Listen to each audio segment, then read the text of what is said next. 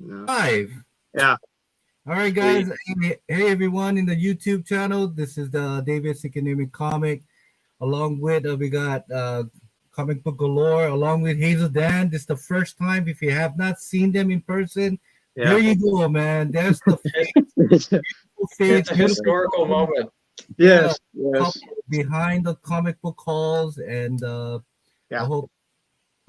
So far, we got two people. I don't know if the two people are Alex and you guys are watching, but we got two people watching right now.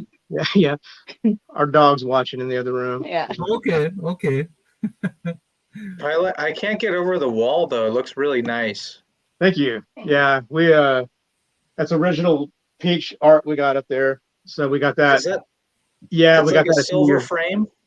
Yeah. It's got silver. It's like a blue and silver. Yeah. It's like a gunmetal, almost like a gunmetal gray or something, sort of in a way. It pops. Yeah, that's nice. Look good with both of those. So. And then we got original Francavilla art back here too. I think it's Francavilla. Francavilla? Okay, I said Francavilla. Yeah. So. I got corrected. Okay, all right, yeah. All right, we got JP. What's up, JP? All about comics.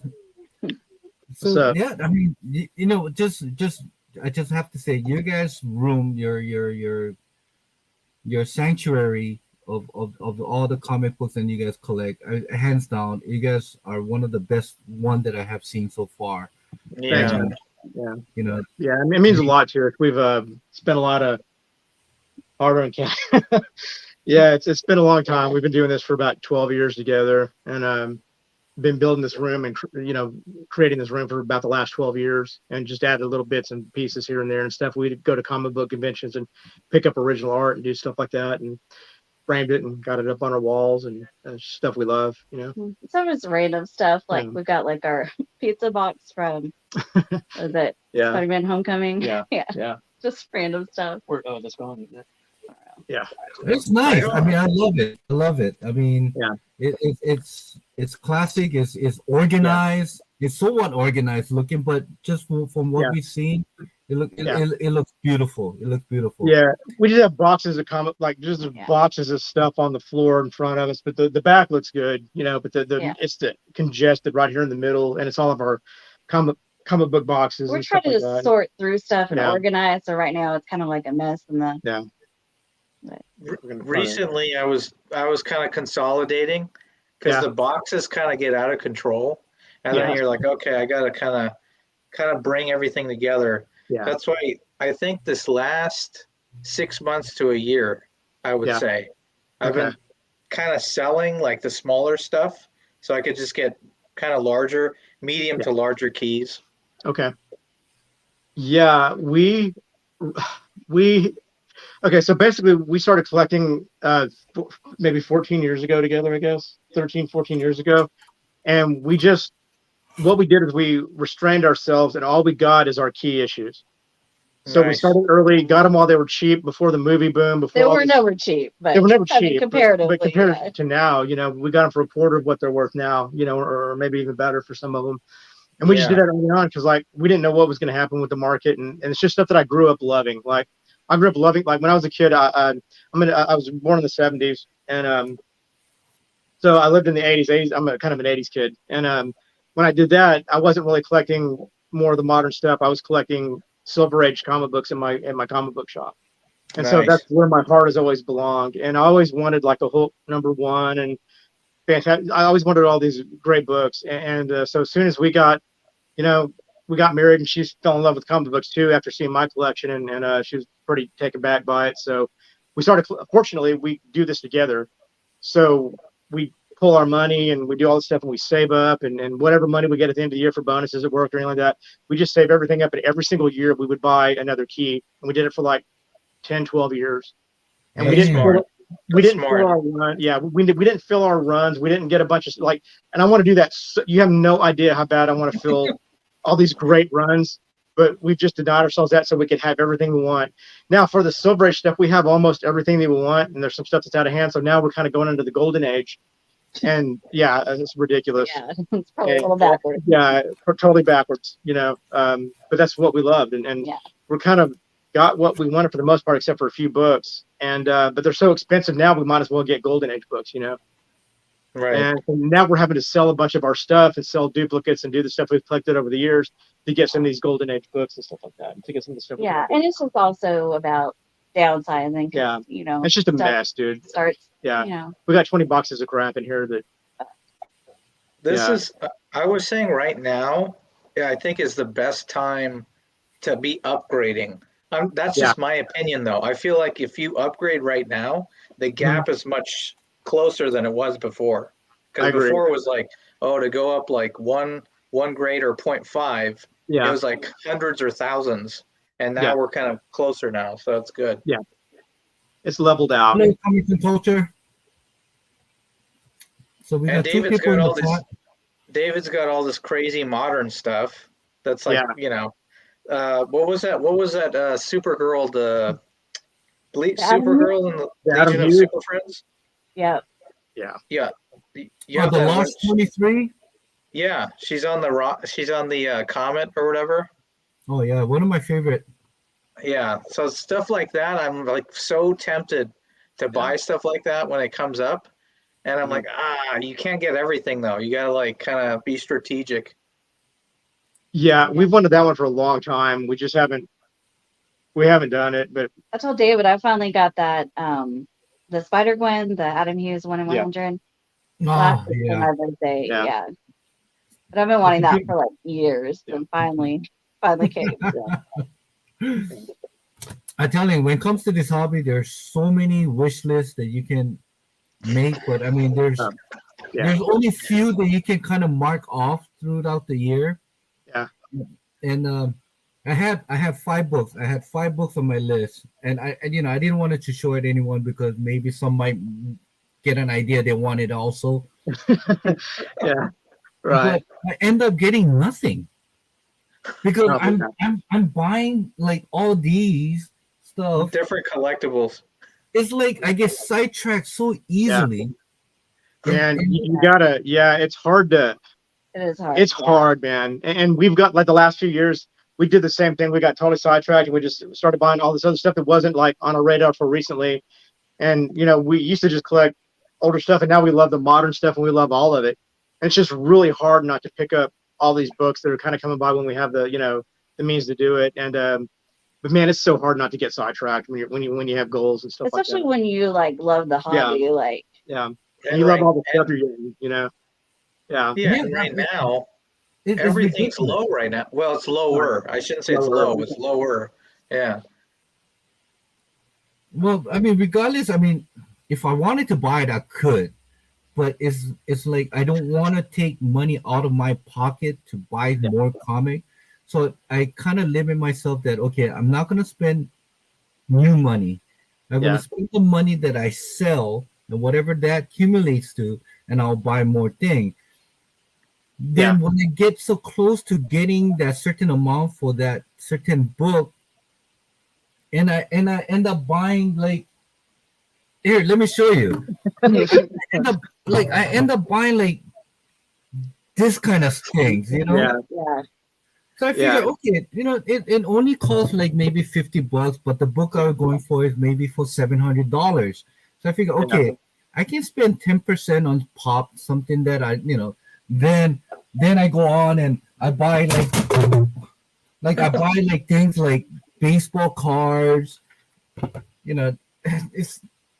I don't even want to get into that thing, the baseball card thing, because that's a whole nother world.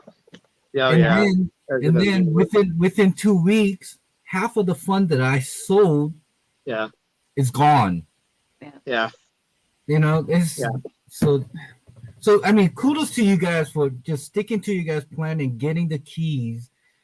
Smart. It is so hard. We're not as good at it as we used to. Early on. It's a lot. We're like you now, David. Like it's harder for us to do that now because like the little monkey that sees the silver thing and and just want to get everything. That's so shiny. Yeah, it's just shiny and pretty, and I want it all. And it's hard not to do that. And I think I'm a little better at it than she is. She'll buy more stuff than I kind of want to. So she gets a little bit more sad. I do too, though. Like if I see something, I'm like, hey, pick that up for me or whatever. I got to have that. But then he's also the one that like when certain books come out, he's like, buy 5.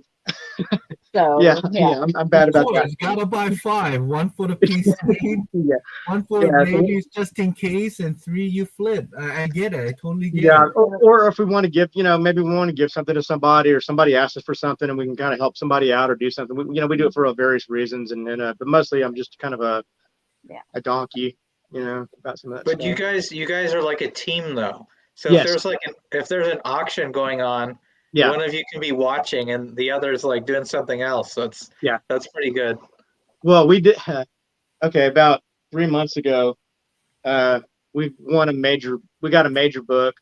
And I did that. I was so nervous because it's a major book. And he hovers and I hover, and I'm like a caged tiger. I'm like walking around the hallway, and she's about, she's the sniper. So she's kind of, and I'm telling her how much I'm willing to go on this and how much she's willing to go. And we work off. So we plan everything before we do stuff like that. So if we're going to make a major purchase, we put our heads together, we get our finances together, we figure out how much we're willing to sacrifice, how far we want to go with it, and what our maximum thing is on it. So we're not sidetracked, or we're not,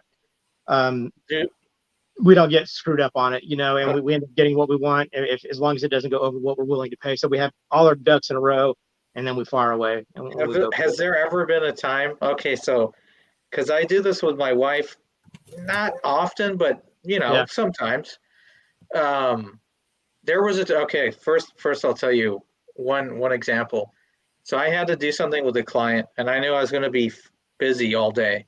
And there was an auction ending while I knew I was going to be in a meeting. Yeah. And I was like, just make sure you watch it, try and get it for this price and whatever. So I'm talking to the client, everything. And then all of a sudden I'm just aware of the time. So I'm like thinking, oh, did she get that? And I was like, okay. So then I asked later. So like it was later at night. I was like, did you get the book? Yeah. No, she didn't say yes. She kind of teased me first. She's like, it went beyond what we agreed. I'm like, oh, but I went one more bid and I was like, okay. So she kind of made a little bit of an executive decision, but it was within like reason. I was like, okay, fine. Right. And you have to trust each other, right? Like what you're talking about. Like we totally trust each other with that. And sometimes we get to the point where we defer to each other so much that we miss out on something too. Yeah. So sometimes we have to be careful of that, because I'm like, I'm willing to go this far and do this, and then it goes a little bit above that, and then we just didn't think it through well enough. I'm like, man, I would have paid what that went for.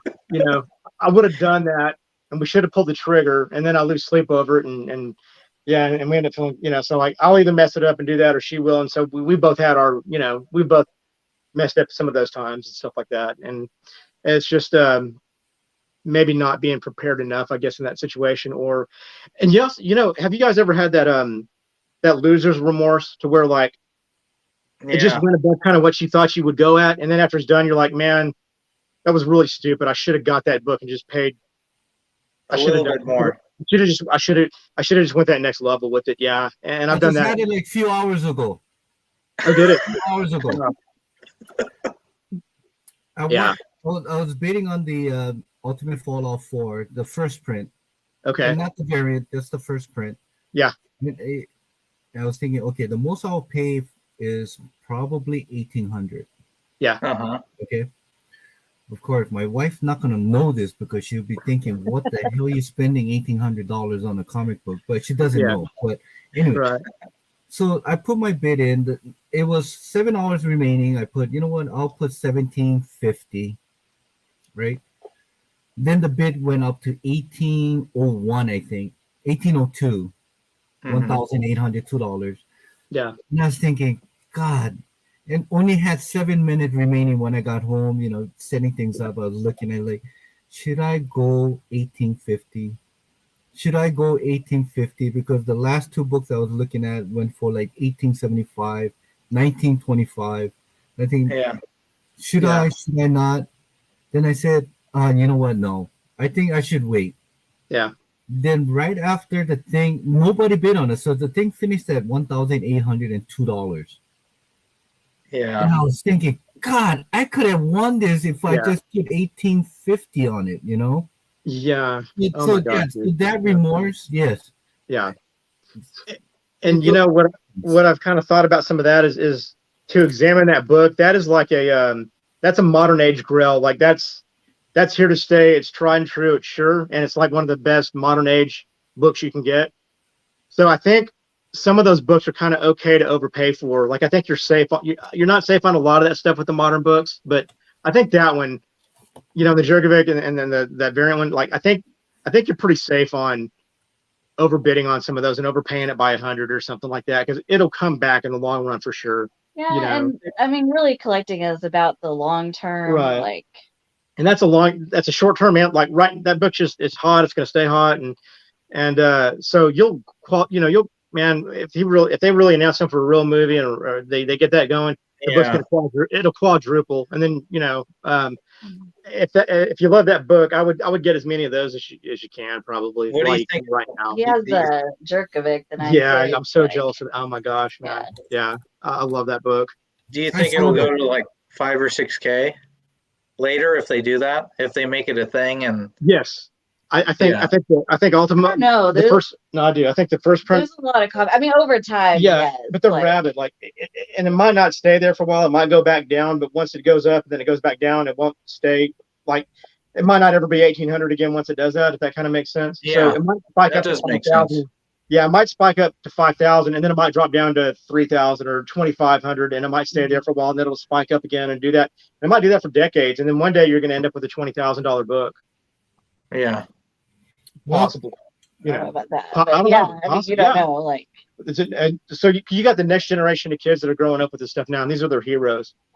So this is the new Iron Man. It really is. It's the new X-Men. It's that stuff. So yes, a new generation of people that's going to be their Amazing Fantasy 15, and that is going to be their Spider-Man #1, and that's going to be that book. And and I don't think I would ever get rid of that one. You have to have that Jerkovic. I don't think I would ever get rid of that. I did. You did? Yeah. I didn't know that. You didn't tell me that, Dave. Well, here's the reason why. Okay. At first, I wanted to get much's signature on that book as possible. Right. All right. So I purchased that book for $900. Okay. It had I already had Bendis signed signature on it. It had Hickman's signature. Yeah. Of course, I got Clayton Crane to do signature. Yeah. I was going to have Bagley do it. And whoever was involved in that book, I wanted to get their signature. Right. And then over in time, I noticed the market that the less signature on a grail. Yeah. It somehow it goes for more. Yeah. Really? I think there's a broader audience that's going to want just the universal versus the signed. Right. It's a little signed is a little bit more. So here's the thing. I think there was a heritage. I was looking at a lot of the sales, and I was looking at one of the heritage, which made the record for $40,000 for 9.8 on a universal grade 9.8. Yeah. And on the same day, I think 2 hours later, there was a signature series. Oh yeah. And that was weird, dude. That sold for I think it was 16 or 18,000. So but I don't know. So almost half. No, look. You want to know what? All right, fine. You could be right, but I have a theory on that because I've noticed this with. It's sort of a different situation. I know what you're saying. I feel like what was it? I think it was was it an X-Men 1? It was a big Grail book. Okay, there was a big Grail book. I don't know what it was. I think it was like X-Men 1 or Amazing Spider-Man 1. Both same grade on Heritage, like 2 6.0s in a row. The first one went for a lot. It went for like, 30 or 40 grand, something like that. The next one went for like 28,000 or something, like significantly less. Yeah. But it's the same book. I mean, it's not exactly the same book, but it's the same grade. As far as aesthetics, they look about. But same grade, but you're looking about two different titles. You got X-Men and you got Spider-Man 1 and X-Men 1. No. I'm talking about the same book. Okay. They were the same book. Okay. Same book, same grade. Same auction. Yeah. You got more people with more money on the first book. By the second time, it's going to go down because there's less money. That money's done. He's not going to buy a second copy unless he's like that pool of buyer's strengths. But you would think that some of those people that didn't get that book would bleed over into the other one, and they would be watching both of them, and they get into that. But they may only go so high. Yeah, like say that number one guy, the first guy that got the first copy, is like, I don't care how much it goes for, I'm going to go for it. But then that guy's done now. Now there's like the lower people that were kind of like budgeting and trying to be careful with stuff. But you got to think the runner-up would have at least bid, at least 30,000 for it or something, or put in a 30. But maybe nobody else would, There's got to be two people bidding. Right. Yeah. So maybe you got one person doing that, and they put in their maximum bid. Nobody else gets his. Then, yeah, that's true. Okay. Here's David. Here's the other thing. So I listed on eBay. I put it for 11,000. And I got a lot of people asking 7,000, 8,000. So of course I declined all. And one guy reached out to me. It's like, hey, I think this is you. This is me on Instagram. And so I said, oh yeah, I know you. So we chatted, and he said, what is the lowest you're willing to go? I said, you know what? I'm willing to go $9,000 for this book, right? Then he says, he tells me this. He said, if the signature on the Bendis wasn't at that certain area, which was right above Miles' head, he said that signature placement, it bothered him. Okay. He said he would willing to pay $10,000 for that book if that signature, I guess, location was on somewhere else. Then that kind of bothered me, and they got me thinking. Yeah. Signature placement does everything to a certain book. I'll agree. And David right here, Martian comic, and they said Blue Label on Grill goes much higher than the signature. If we had a Stan Lee signature going over Miles' head, I don't think anybody would argue with that. Right. But since that was Bendis' signature on Miles' head, so I kind of went around and asked people, do you think the signatures on a book, on this particular book, I was sending them images, does it bother you? And I was so surprised. They said, Clayton Crane's signature on Miles' leg was done nicely, but everyone said, 90% of the people said, the signature on the Brian Bendis signature on a Miles' head is the one that's killed that book. Because of the placement, though, not the signature itself. Not the signature itself, but the placement on the signature on that book killed that book. And 90% of the people had said it. And these are the people that I reached out to who collect signature series. Right. All right. Wait. So, all right. Let me just say one piece. So let me throw it in. Because, all right. So that I've sold some books to get different stuff. I said that earlier. There are 2 books that I sold at the peak that had a lot of signatures on it. One of them was that X-Force X Factor number 6. I had like 5 signatures on that book. The regular copy at the time, I think, was going for like $450 or $500. With the 5 signatures I had on it, including Stan Lee's and all the people involved with the creation of the cover, the artist and everything like that, the book sold for $1,750 with the signatures. Okay. And I bought that book. The signatures were all nicely placed too. They were dispersed nicely. It didn't like obstruct anyone's head or anything like that. And then the second book I sold was I can't remember what's the first appearance of Mr. Sinister? X-Men. I can't remember. It's that blue cover where Wolverine is getting. Yeah. Yeah. Huh? Yeah, I can't think. Yeah, that's the one that kind of shouts out, and Wolverine is being like. Yeah. Okay. Yeah. So that one, I bought that already signed. That had 4 signatures, and I bought it for like $500 or $600, but I sold it for $1,850. So the signatures, like, they add value, but I just think you have to be careful. There was a book, I'll agree with what you're saying, David. There was a book that Stanley signed, and it was on a Grail book, but he signed on the freaking face. He signed on the face of like Spider-Man or something. It like totally killed the look. Yeah. And then it sold for way less. Yeah, so anyway, it was sold. I think it was sold to a person who made an offer, and to me at that time, I said, you know what? Are you satisfied?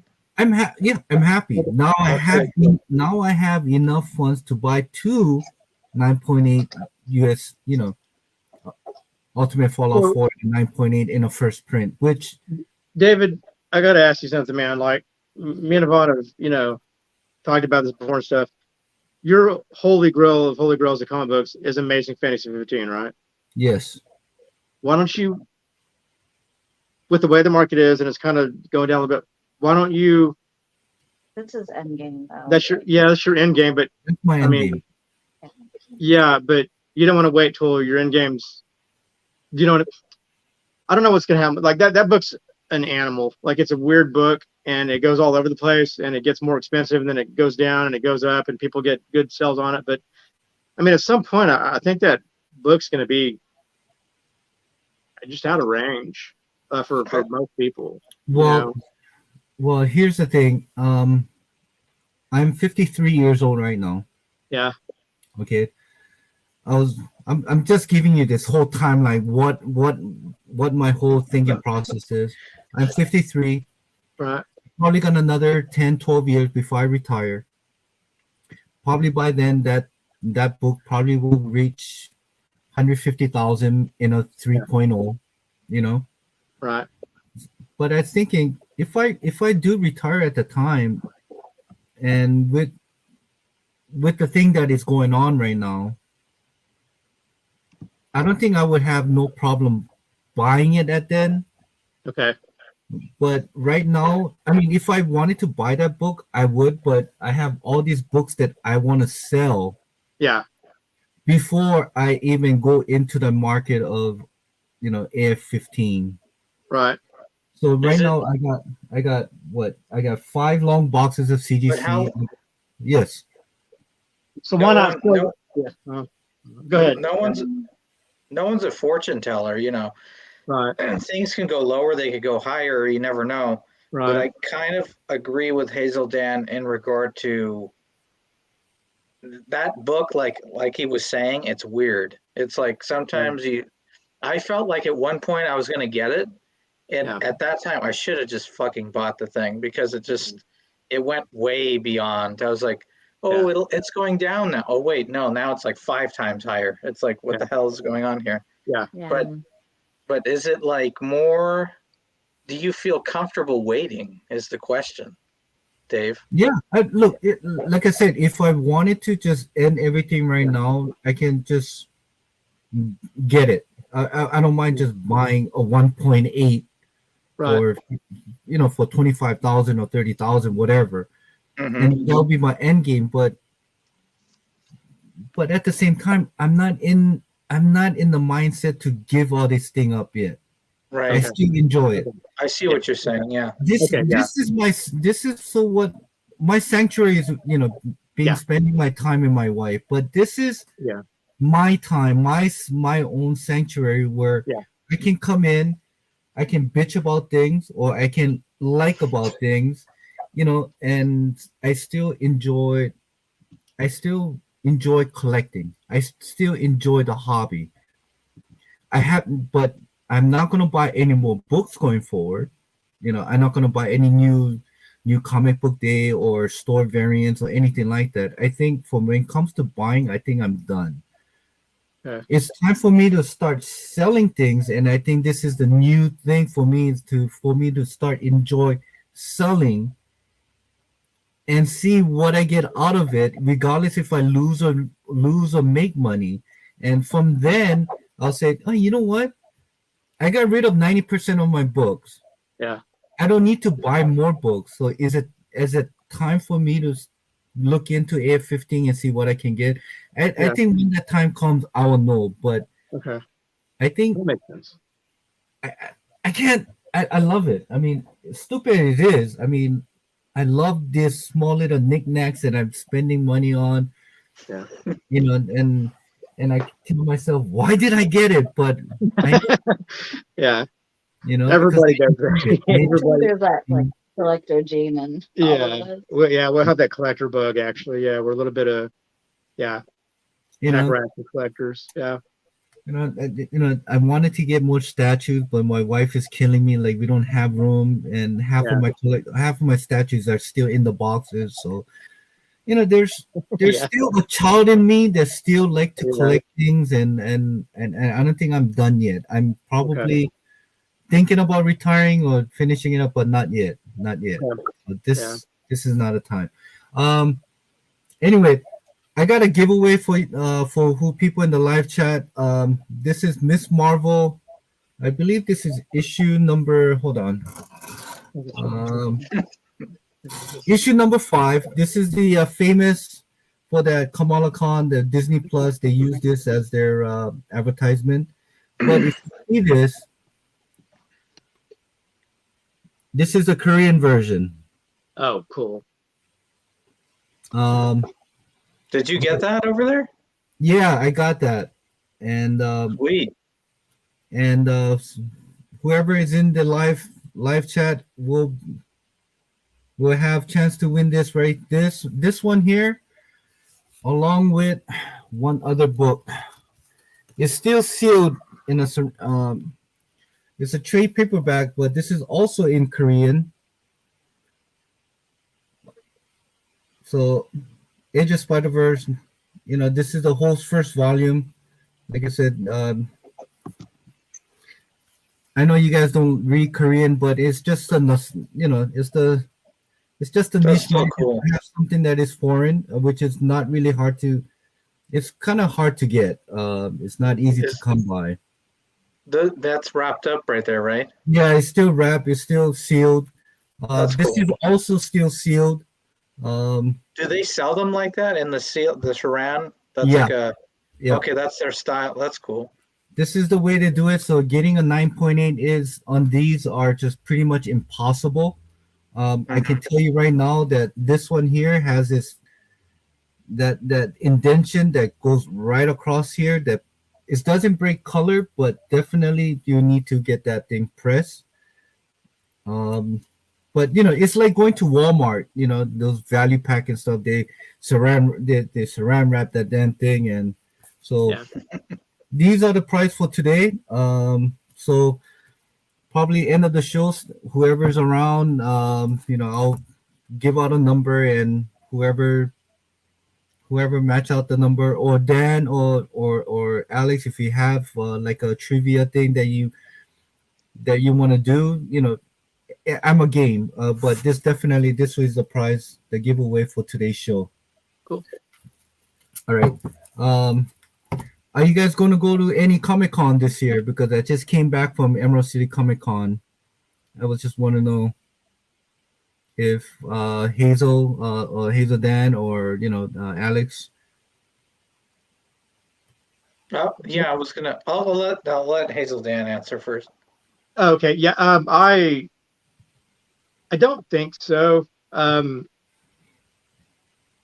We haven't planned on it. We haven't saved up for it or planned on it or anything like that. So we want to start doing that again. We've just been kind of funk with stuff like that for the last couple of years, like most people. And we just kind of haven't got back into the swing of things with that. So I don't know. Probably not this year with some of the upcoming stuff. And we just like to really plan that stuff and make sure we have everything, our finances and everything we want to do and plan it out. And if we don't have it all planned out and do that stuff, we don't really have a lot of fun with it. It's more like a little rat race and it feels more like a job or something, And going to the convention. Do what? Going to the convention. Yeah, when we go to the conventions, like it's we plan everything out. We have our days mapped out because it's so hectic, So we make sure that we want to get everything that we want, see who we want to see, get this signed and get that signed and do all that. And so we like to plan it out. And we just haven't taken time to kind of do any of that lately, and we haven't saved up anything for going. And basically, we go overboard. We always go overboard, and we overplan, and we haven't done any of that. And we haven't really saved up for to plan it. So I think if we did go, I don't think we would have a lot of fun because that's kind of our thing. We would always just kind of, I don't know. It's like we had a lot of fun, but it's also kind of like business too. It's like we have some goals, and and we got a little burnout on it. We would go to like maybe a couple a year, and we got a little bit burnout on it. We got, in the last couple of years, we kind of got used to not doing stuff like that. And then, but a lot of times we didn't have as much fun as we should have because I think we took it maybe a little bit too serious. Yeah, we like the horror conventions and stuff like that more than we do the comic book conventions now. So. Oh, okay, cool. Yeah. That's one I really, really misses, the horror conventions. Yeah. I got San Diego Comic-Con coming. But I think last time when I was there, I was only there one day. I got Sunday. Oh. This time I have 4 days. So I might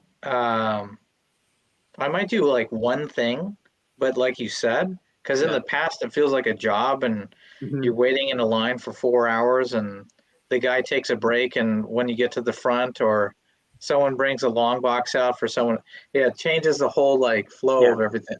So I think this time I might spend like half a day doing some stuff like dedicated to signatures and things, but the rest of the time I'm just going to chill. I'm just going to flow through and enjoy it. Okay. Yeah. Yeah. I mean, my Emerald City Comic Con, I think this happens to be one of the best Comic Con they had. I mean, I've been only here for 5 years, going into my 6th, but I attended 3 Comic Cons. Emerald City Comic Con, I think, was in 2018, 2022, and this year. And the past 2 years, due to the pandemic, they kind of canceled it or didn't happen. But last year in August, it really bad. It was bad. I mean, I can say it was bad. I to a point where spending $50 for entry fee for me and my wife was just first time I ever said this was waste of money for me, because there was absolutely nothing. The only thing that I came out that I got out of it was I was able to meet Chris Claremont and have him sign some of my X-Men books. But other than that, I mean, just the whole venues and it was just bad. But this year, I think they stopped. They came back. I mean, strong. I mean, I think it was Friday and Saturday show was sold out. Saturday was pretty much like it just packed. It was 4 stories, and their guest star I think was who's the one who plays the Hulk? Mark Garofalo. Yeah, Mark Garofalo. Yeah, so he was the main attraction for Saturday, Sunday. But I mean, Humberto Ramos was there, which he never came to Emerald City Comic Con, so I was fortunate to meet him. I met David Mack, I met John Betty, and I met some other independent, artists in there. But I mean, downstairs where they had all this vendors, they had Bandai. Bandai was just killing it this year at Emerald City Comic Con. It was just to a point where there was a couple of action figures I wanted to get, but it was all sold out. It was like the Pokemon, the Star Wars, like Millennium Falcon. Everything was all painted. All you have to do is just clip and just glue, and that was pretty much it. But it was all sold out. Did they have Dragon Ball Z there? They had few Dragon Ball Z, but Bandai was the main focal point. I'll be back in a second. I don't know how to black this out. Don't worry. You'll just look at the background for a minute. Yeah. Just don't walk around naked back and forth. Yeah. You can't see my bottom half, so that's good. Yeah, so Bandai was a huge thing, and I think what else was there? They had a lot of the independent booth there. I mean, Image wasn't there, but Zenescope was huge again. They had about 12 to 15 comic book vendors, so there's more comic book there than we was last year. I think it was almost triple the people of LCS or comic book vendors, and a lot of toys and things. So it made the experience a lot more enjoyable. There's a lot of things happening. Of course, Fig Pin. I don't know if anybody guys into this, but Fig Pin was, huh? Okay. Yeah, I got a couple of those at another convention. Yeah, so Fig Pin was also a huge thing, and I think there was this other thing where a Japanese anime kind of manga kind of thing where they had the Spirit Away characters kind of going. So they had I've heard of that. Yeah, so they had that. They had booth for people getting tattoos and cosplays and voice actors and things. So yeah, a lot of things was going on. So I was very happy, and yeah, it's to a point where I think Emerald City Comic Con will be back to come to consider as the top 5 Comic Cons, in going around within the I don't know. Besides San Diego Comic Con and New York Comic Con, I think Emerald City Comic Con can kind of fall within the next to C2E2 kind of. Yeah, I always hear about that C2E2 thing. Is that Chicago or what is that? Yeah, that's Chicago. Okay. Yeah, and of course there's Dallas Fanfare. I think that's the one that Tito always used to go to when he was in Texas, and I think that's where he's a Dan. You met King of Comics, right? Expo. Yeah. Yeah, we met Tito a few times at some of those. We saw Legend and JP. Ray Legend, JP. We met JP a few times. Budget collecting? All About Comics. All About Comics, yeah. Oh, okay. Yeah, and then Spotty Fan. We've met him quite a few times, and yeah. So. You met Quincy? Yeah. Oh yeah. Quite a few times. So. Mm-hmm. Yeah. I don't know how you guys. Maybe in Houston, you guys are a little bit. I don't know, like you guys meet someone or you guys reached out. Regardless, I don't know how you guys reach out, but like Instagram's like, hey, you guys gonna be there? Let's meet up. Yeah. I can tell you this right now. Here in Washington, there's a handful of people that I know at Instagram that I reached out to them. I say, hey, I'm gonna be there on Sunday. If you want to meet up, let's meet up. None. I never met anyone. You didn't ask me, Dave. You didn't ask me. Christ. Yeah. Nobody. I would have gone.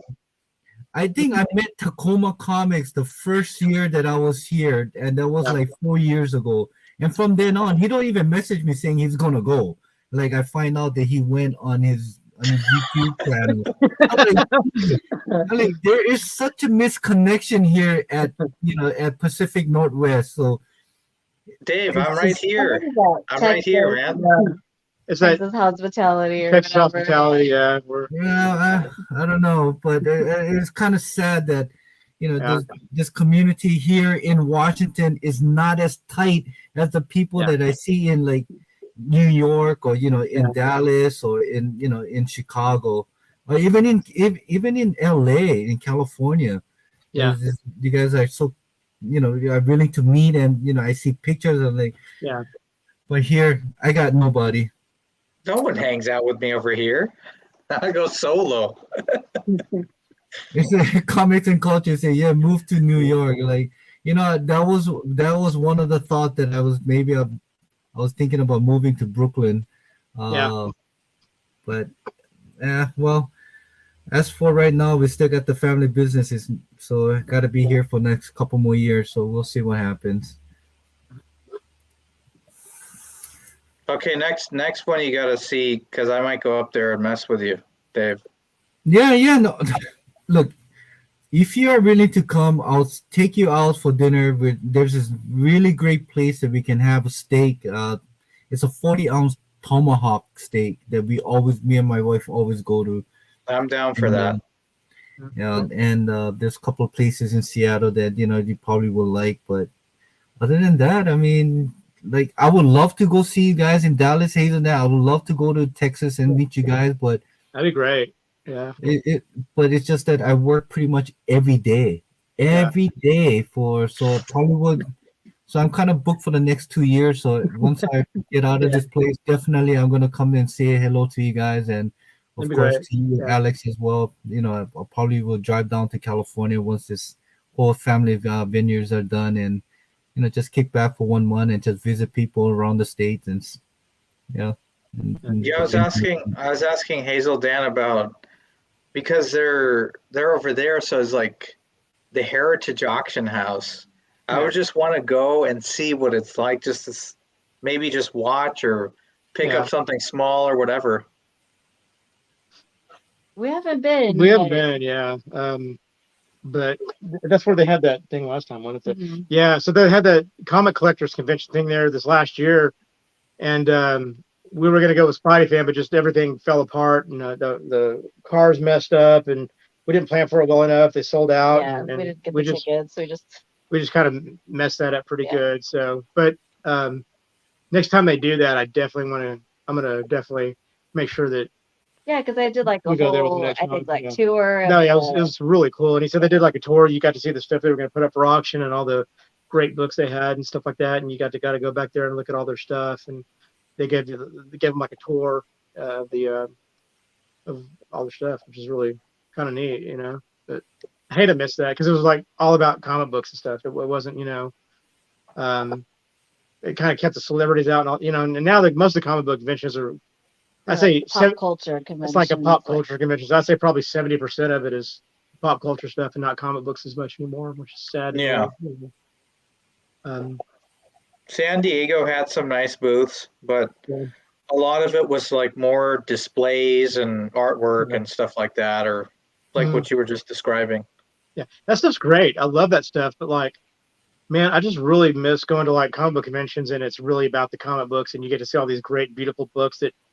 We went to one of those in Austin one time, and we met Richard from Bedrock City Comic Books. He owns Bedrock City Comics, and we talked to him like, throughout the weekend. We'd go to his booth to talk to him and have conversations about some stuff. And he's a really cool guy. And he had and it blew my mind. I'll never forget it. It was just he had a Marvel Comics #1.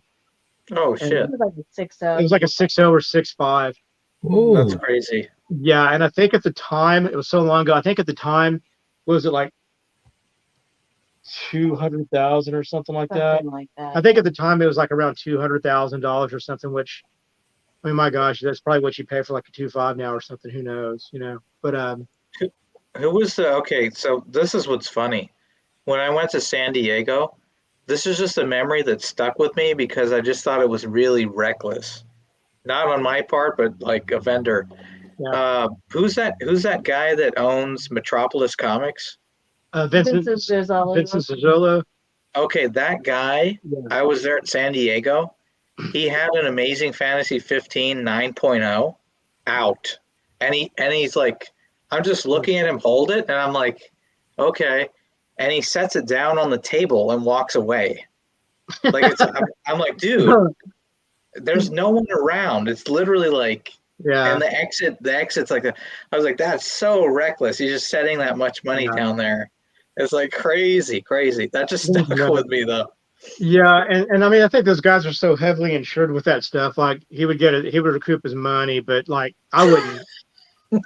Like I think these guys are so heavily insured. Like I don't think they're worried about that as much. And he's been doing this forever, so I think he's had some conversations. Yeah, I've talked to Vincent on the phone a few times actually, and done some deals with him and stuff like that for some purchases. And he's pretty cool. But yeah, I think he's pretty loose with some of that stuff. Like you said, I don't think he loves comic books and stuff like that for sure. He's definitely a fan of it. And it means something to him and they're important to him. But yeah, man, those guys have so much money in that, and they have all that insurance. And I think if they lost a, $200,000, $300,000 comic book, they'll recoup it. But yeah, that was wild just to see that. Yeah. Am I seeing this? I'm like, am I seeing this? Oh, and I just couldn't believe like Richard when he had that Marvel comic. I was like, can I please hold that? Can I please hold that in my hand? You should have taken a picture. Yeah, and he goes, sure, and he took it out and let me, and I was like, he was like shaking. And my hands were shaking. I'm like, oh my gosh, like, please don't drop this. And I was like, if that was my book, nobody would come within 10 feet of it. I wouldn't even let you breathe near that book. Yeah. I'm surprised you said that. Have a gander at it, sure.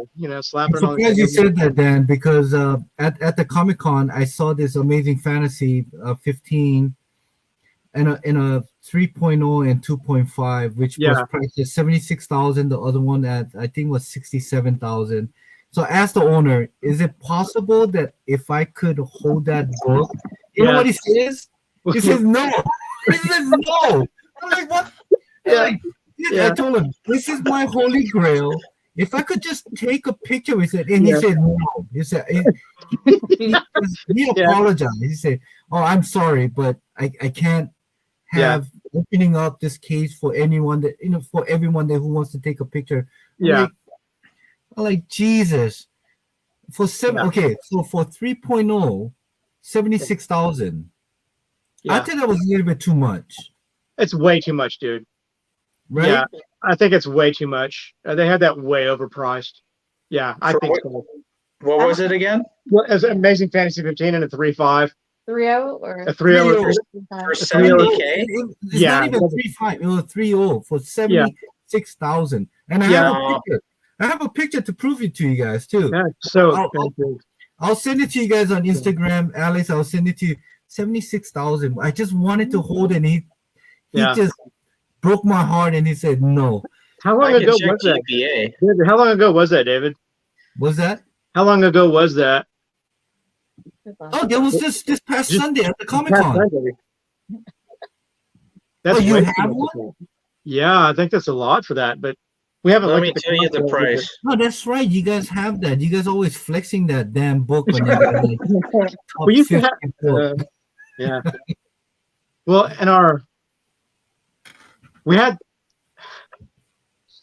Yeah. So we follow up on. It's one of our favorite books, so we follow up on that book a lot and kind of keep up to the tabs on it and stuff like that to see where the market's at with all these books and stuff. And 75,000 for 3.5 sounds like an awful lot, man. So let me see. A 3.5. Are you ready? Yeah. A 3.5 in January on GPA. It says it sold for 36,000. Yeah. Yeah. You guys are asking double the price. Yeah. I kind of figured that. Yeah. Mm-hmm. What do they want for the other one? I just wanted to take a picture with it. That's all. I just wanted to hold it and say, you know what? Yeah. But he said he just said no. I'm sorry. No, not gonna happen. You should have said, well, how about the 2.0?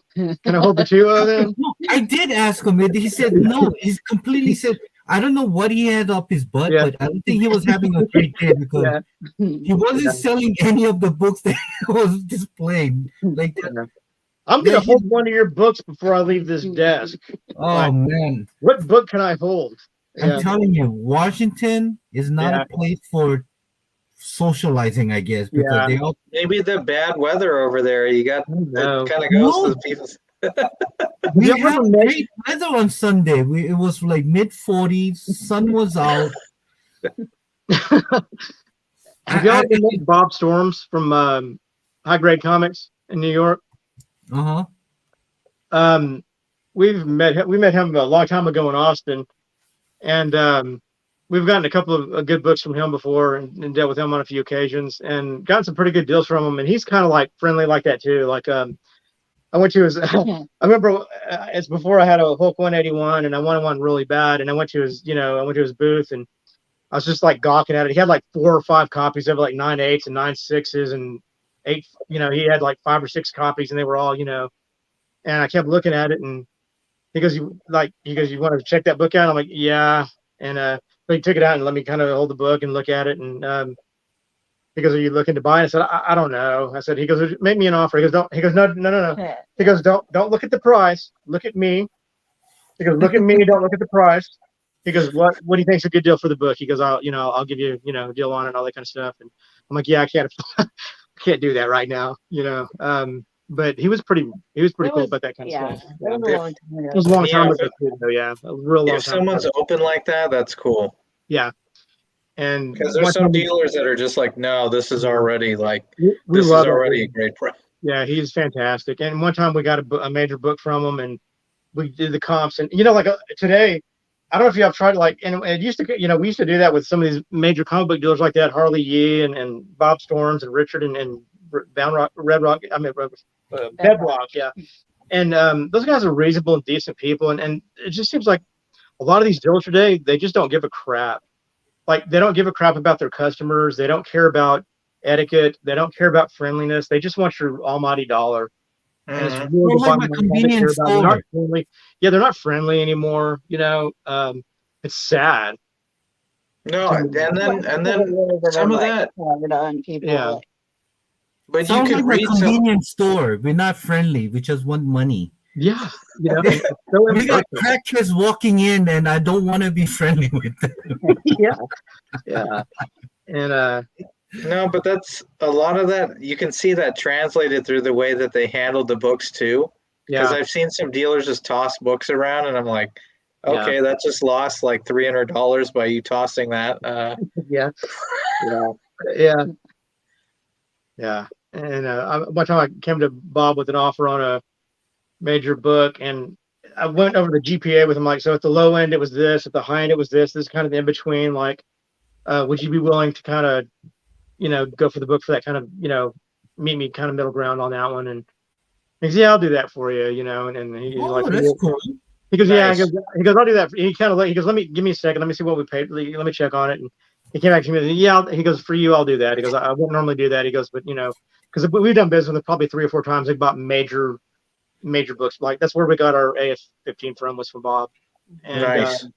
And he worked with me on it for about a month, and I worked out a deal with him, and so he's been super cool to us, and he's been really friendly, and it's been a blessing to have that, but we don't get that from most dealers anymore. It's like pulling teeth. It's like extracting teeth, and it's just it's kind of sad, like kind of with the state of all that stuff. I guess everybody's hit hard times because of all the stuff that's been happening over the last few years, and they're maybe hard for money and stuff. But I think the comic book industry is like in a little bit more sad state now, and people are less willing to be friendly and accommodating, and it's no longer like, and it used to feel like a family, like I think it's like whenever we got our book from Harley, I think he could like tell that we were really excited about it. Like, that was our grill, and and we went there every day and talked to him, and just kind of kept looking at the book, and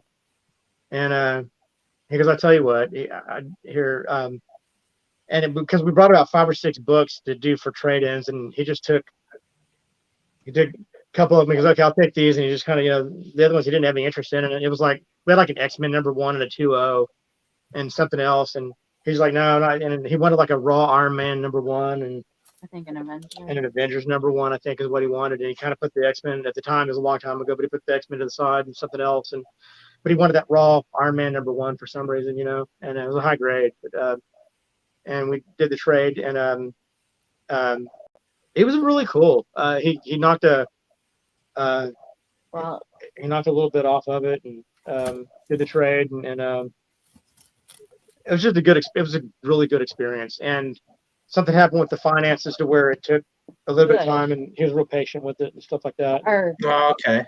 Nice. Because of fraud, because we were in another city. And so our card kept declining, and he was really accommodating about it. And he goes, hey, look, I know, because I'm not that worried about you stealing from me or anything like that. He said, so he made the deal with him. The card went through like the next day, and I called him that day when we got home and checked with him, and said, yeah, we're still trying to do it. And I got with our bank and called him the next day. They kept saying that the hold was off. Yeah. But then we try, and it'd be like. Yeah. And then so we just kind of got the book the best week, and then finally went through a couple of days later, and everything was fine, and we got one of our big books that way. So we've had some really enjoyable personal moments like that in our comic book collecting. It's been a real joy to experience, and stuff like that. And a lot of it's been not very enjoyable too. Some bad experience with some of that stuff too. But a few people like. But you remember you remember the good ones for sure. And I feel like that makes like those books like that much more special. Yeah. When I was going to ask you something, because you just discussed this little this anecdote that you were sharing. Yeah. This is for David too. are there books that you just explained now that you did something like that? Are there books that you've kind of like had to maneuver things around to acquire? Because I've done that. I've kind of pushed my limit as far as like funds. Yeah. And I'm like, shit, how am I gonna like complete this transaction? Yeah. I'm like, I gotta figure this out because now I'm kind of like dedicated to this purchase. I've already like given some money and the wheel's turning now. We gotta like yeah. David, have you done that, David? Not so much into comic. Although I did. There was a whole when I moved to Washington. There was a couple of books that I couldn't take with me, so I asked Doom to hold those books for me, and he was very accommodating. He said, "Yeah, no problem." So he had about 4 boxes of comic books at his house. So when I came here, I really wanted the FF48, and there was this local comic shop, comics LCS that I go to. He had that in a 7.0, so I asked him try ask him if he's willing to trade like a whole box of CGC for that, and he did it. That's awesome. And of course, cool. I sold it because my wife wanted to get something, so I sold it, but at the time, that was something that I wanted to get, and Doom was able to kind of help me with the LCS and got that deal done. So yeah, there's a few times that I had to kind of remove, have to do a couple of things to make, make my sacrifices. But guess what was in that long box though? What? Within the long box, I think there was that Miles Morales, one of the 50 Fiona Staple 9.8. Oh, okay. I think if I'm so, and there was a couple of books that actually went skyrocket and still holding that position, but at the time it was only a $150-$250 book at that time, so I was willing to give that up. But yeah, and it wasn't easy, but I got the book that I wanted for and I was very happy that the LCS was willing to take 12 of the slab books for his 7.0 for that one book. So I missed the guide. I really missed the LCS. Yeah. And if I was still there, I probably would take all of my collection to him and ask him if he could trade that in for AF-15. Yeah. And of course, a few cash, with some few cash. And I think if I'm right, and the kind of person that the owner of the LCS is, he would probably do it. Yeah, that's awesome. Yeah. If you have a connection like that, that's cool. Yeah. Here, I don't get any of that here in Washington. Okay. They're all assholes. There's one. Let me tell you, I'm gonna start venting now. Okay, there was this one LCS. I've been waiting for this. Okay. There was this one LCS. It's about 20-minute drive from where I live. Okay. And I'm not going to mention the name of the LCS, but I go there. I went there periodically every week, kind of talk to him. I go through his back bin. I pull out some of the keys that he was selling for $5. I said, this book is a $30 book. This is a $15 book. This is so and so. This should be a wall book. And I got a whole bunch of them. And I used to do that. Go there once a month and kind of pull and kind of show him. Like, these are books you can actually sell for premium. And he thanked me, and I said, if you have more books in the back, I was willing to do that. So I'm trying to build some relationship with him, some trust that I'm not here to rip you off. I'm here to kind of help you in a way so you can help me. So I thought we built a relationship, and I took in a half of short books with some keys and some, variants and stuff. And I asked him, I'm really trying to get rid of this. How much are you willing to buy it for? And before then, I gave him, you see this BCS plastic bins? Mm-hmm. These are like $25 per. I gave him 2 of them free, saying you should sell this at your LCS because this is the stuff that people want, And I told him you need to start carrying My Light 2 with fullback and so and so. So I'm kind of giving the tips, which he should already know, but he didn't know. So So going back took a half box of short boxes of books, and I said, you know what, how much you can willing to do this? And he said he would willing to pay me $50 for those books. $50, and for what fair value market for the grade that I took, it should have been at least about $500. Yeah, if I sold it on eBay. But I said, you know what, since I already brought this book here, take it for $50, and hopefully that we can build a relationship, so that we can do more business in the future. I took in my Edge of Spider-Verse 9.8 signed by Jason Latour. I said, you know what, how much are you willing to buy this for? And at this time this book was going for at least about $1,200. Yeah. Guess what he told me? I'm gonna guess 250. 250? That's what he wanted to say. Would he try to offer you like 250 for it, or what? No, for that one single book. For that one single book in a 9.8 signature signed by Jason Latour, he asked for $500. 500, okay. I said, this book is a $1,200. And instead of me going to eBay selling, I was thinking maybe if you have offered 800, I probably would have sold it to you. But now you fucking lowballing me for 500, so you can make a $700 From then on, I said, you know what, I'm done. Yeah. And from then on, I mean, I tried. I gave up so much. I gave him tips. But at the end is all of going back to what you said. Is like a lot of this LCS is just there to make money. Yeah, they don't want to build a relationship. Nope. We've had to deal with that too. It's frustrating when you got to deal with that with, comic book shops and stuff, and I don't know. It just kind of sucks the joy out of it for me. It does. It It just takes all the fun and all the love and all the joy out of it. It leaves you kind of frustrated, and I don't understand that. Like I don't get that. Like we've sold some books to Fry's Comics before, and he was just fair as could be about that stuff. And we talked to him, negotiated, sent him our books, and sent him a list of the books we wanted to sell because we wanted to get another book, and we had to sell some books to get it. And he was right on the money, because I got my calculator out. I calculated the percentages he gave me.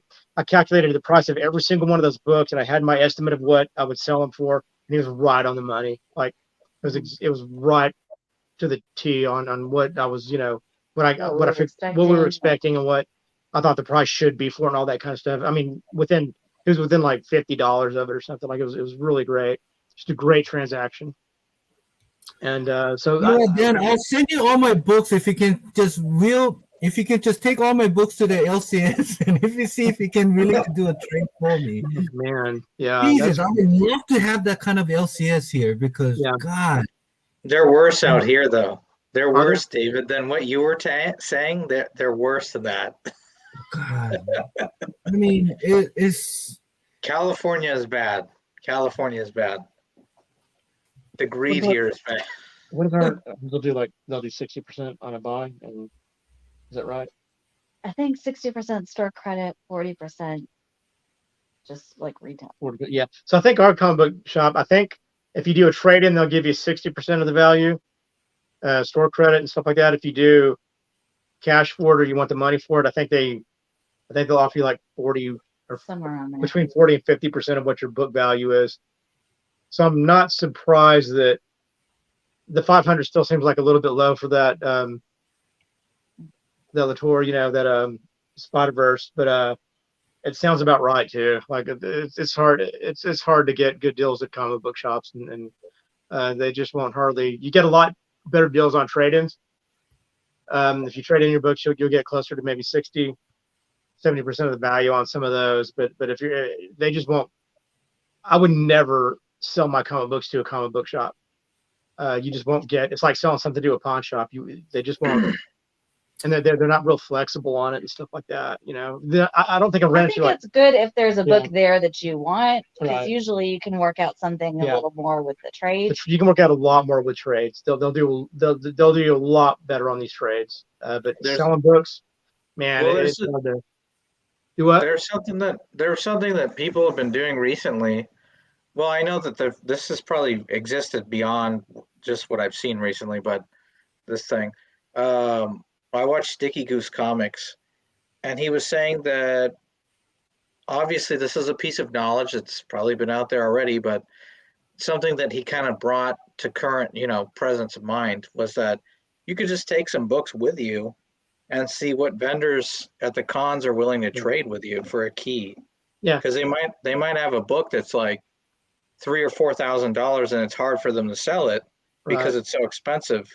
But if they can trade you for something for like smaller books that they could sell off for $200 or $300 each. Yeah, we would always do that. Every time we would go to the comic book convention, we'd take our little backpack and we'd stick it with 5 or 6 slabs of all this key books and whatever that we were willing to get rid of, and just because we'd always go with a plan, like, here's the books we're looking for, here's what we're willing to give up for it. We'd load up those bags and see what they would give us for them, and we never got real great deals except for a few times in some of those. But we'd have some books in case we wanted. We'd always take 5 or 6. Yeah, we'd always take 5 or 6 trade-in books just in case we saw something. We'd be willing to get rid of all of them for one book, or a couple upgrade, of them for a book, or upgrade. Or if they see that same book there, maybe we can give them that one, and some cash, and maybe they'll give us a higher grade on that book or something. So that's exactly what we used to do. Yeah, it's a really good idea. I should have done that on the San Diego Comic-Con, because there was a couple of vendors that was actually saying they buy comic books, and I should have done that. Take a few, like a whole box of, I don't know, CGC books, and say, here, what do you think this value is, and give me that. Yeah. And David, when you sell your comics, like, do you kind of sell them to like vendors, or do you sell them to like individuals on like eBay? Like, what's your main source of like selling eBay. your stuff when you decide to sell? eBay? Okay. Yeah. The only reason that I like eBay, because of the high fees, is that it's just more of, I guess, peace of mind. How you get paid, right? Yeah, knowing that I'll get a fair value market price on it. Yeah. And the buyers are protected, and as for the sellers, if something goes on, I will be protected as well. Right. I mean, I sold my Hawk 181, FF48, and I think I sold God, what was another book that I sold? I sold 3 books to one seller on Instagram. Yeah. But just because we build such a good rapport on for each other. But my main source of selling is on eBay. I try Whatnot. It's ridiculous. It's they tell you that you need to be consistent on selling on a weekly basis. But I was thinking, I bought the book for $25. I'm selling it for $10. Like, I'm losing 15. On top of that, I'm paying 13% of fees to Whatnot. And you want me to be consistent losing money so I can build fan base? I'm like, no. Like, I'd rather deal with eBay. If something goes wrong, I always can bitch about it at the customer service, and both parties are protected. Have you ever thought about consigning to like Comic Connect or anything like that? I tried thinking about my comic book shop, but I think their fees and things, I think it was like 25 to 30%. Okay.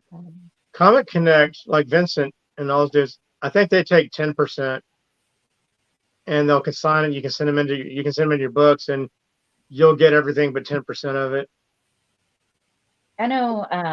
So that's the best I found over the last couple of years. Dave has his auctions that are free. I mean, yeah.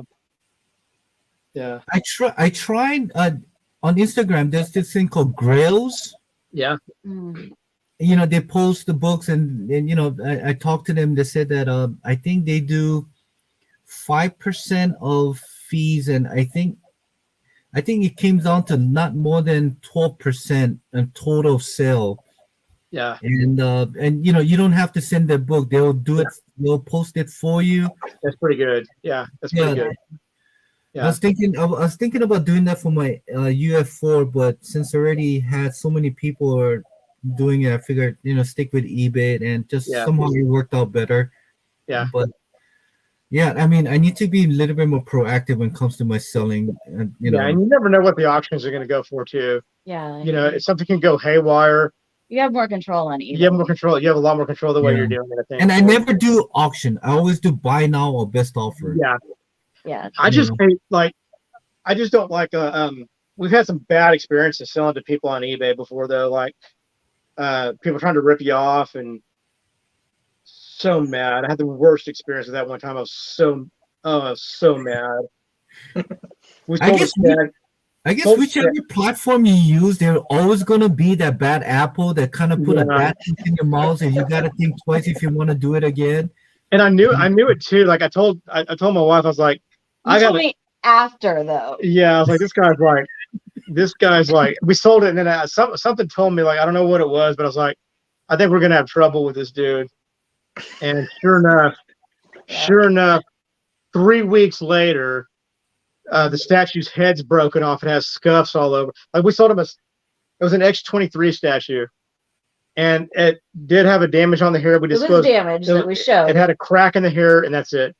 It had a crack in the hair. It was still there. We took pictures of the crack, took pictures of everything. We had all these nice pictures of the way the statue was. And then 3 weeks later, he comes back. The freaking head's knocked off. The hair's gone, and it has like all these scuff marks, and it looked like he rubbed it in dirt. Well, he didn't show that. He just said Maybe he had that same statue and he like switched it or something. Yeah, he wanted his money. He wanted half the money back. So what he did is he's probably getting one of his guys to customize it or do something. So they did whatever they had to do to kind of customize it, and he wanted me to pay for half of it. Yeah, because he was like, I need. And I dealt with that crap for about a month with eBay, and I'm like, I'm not giving that guy's thieving. I'm not doing it. And I kept talking to the lady at eBay, and we finally worked it out. And I was like, I'll give him $10 back, and that's all I'm doing. I think it was 20, but that's because that's what. Yeah. If we would have got it back, that was just the shipping cost. Yeah, so we'll give him 20. So we basically paid for the shipping cost, so we wouldn't have to get a full refund to the guy and ship it back and all that kind of stuff. So it's I'll give him the difference on what it would cost to get a refunded back total and to ship it back. So I'll give him $20 or 15, whatever it was. I thought it was 10 or 20, whatever. I was it was such a bad taste in my mouth. And I'm like, I don't want to deal with people like that. And eBay doesn't take care of the sellers as much as they do the buyers. You know what?